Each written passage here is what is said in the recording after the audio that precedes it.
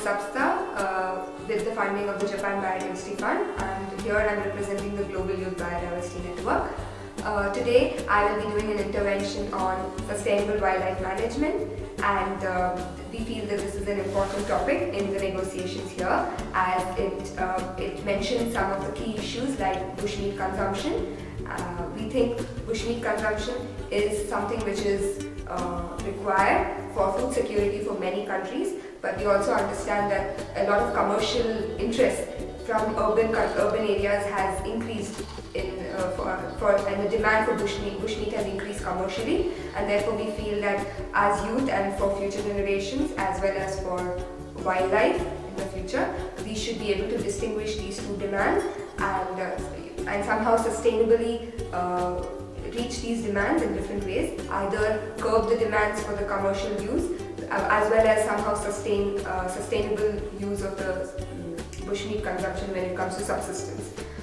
This is particularly important for me as a person coming from India, where we have a lot of bushmeat consumption for subsistence.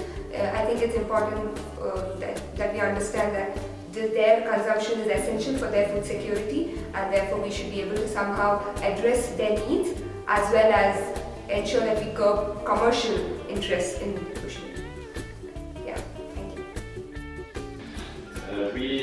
We will continue with the NGO 1128, and then at last but not least, the youth group will be our last speaker for this item. NGO. Thank you, Mr. Chair. I'm speaking on behalf of the Global Youth Biodiversity Network. For centuries, wildlife resources have been utilized largely for subsistence. However, as human population expands, wildlife resources are increasingly subjected to severe pressure. This not only questions the sustainability in bushmeat extraction, but also threatens wildlife's very existence.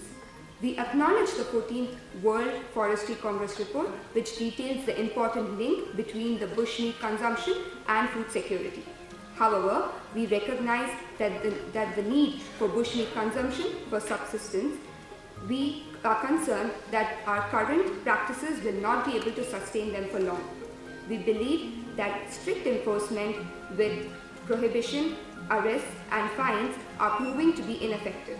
Thus, management plans for subsistence should be developed in a participatory manner with local and indigenous communities.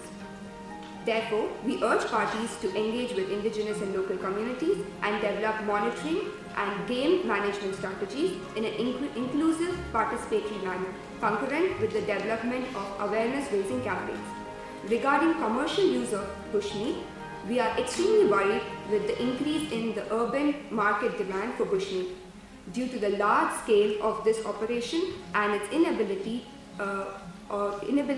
for our ecosystem to cope with this extraction, we believe that the strategies used to reduce these demands would be drastically different from those taken to address subsistence bushmeat consumption. Thus, we welcome the roadmap presented in the aforementioned report and the Sustainable Development Goal 15 and the Target 15.7 that calls governments to take urgent action to end poaching and trafficking of protected species of flora and fauna and address both demand and supply of illegal wildlife products. We urge parties to enforce strict regulation with respect to extraction of commercial bushmeat. In order to effectively curb commercial extraction of bushmeat, awareness and raising campaigns targeting consumers are needed. In situations where these strategies are ineffective, we would urge government to venture out of the box and consider formalizing the bushmeat sector in a way that it would reduce pressures on wild animal populations. Thank you, Mr. Chair. Thank you. So I just finished my intervention on the sustainable wildlife management, and as usual I was super fast. So I don't know how much people understood it, but it seemed like it went fine. But though I've given interventions before, I was so nervous. I don't know why, but yeah, I was really nervous. But I don't know, at least after some time I got into the groove and I was able to feel the emotion while I was saying it. So that was good. Yeah, I really hope people understood what I said.